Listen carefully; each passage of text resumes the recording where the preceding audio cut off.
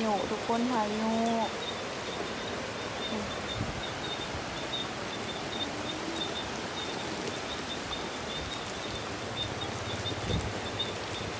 พายุ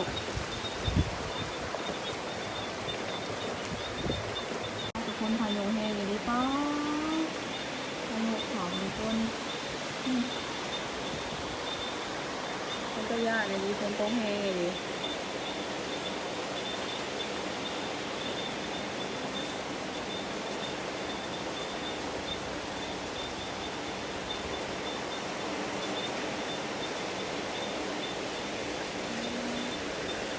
เล่นกับพอลมทุกคนพายุทุกคนพายุลมแห้งเป็นแห้งเลยเตือนเบิดกับน้องดีวะถึงทูเงินทั้งหนาใครอยู่ป้ายังลมเนาะทุกคนเนาะ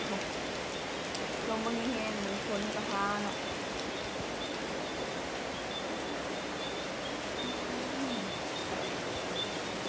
มันก็อย่างนี้ทุกคนพายุเขาวันนี้ลมแห้งเนาะถ่ายบ่ทันทุกคน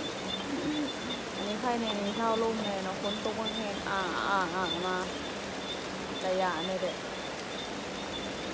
เสียงฝนบ่ได้ยินยังเลย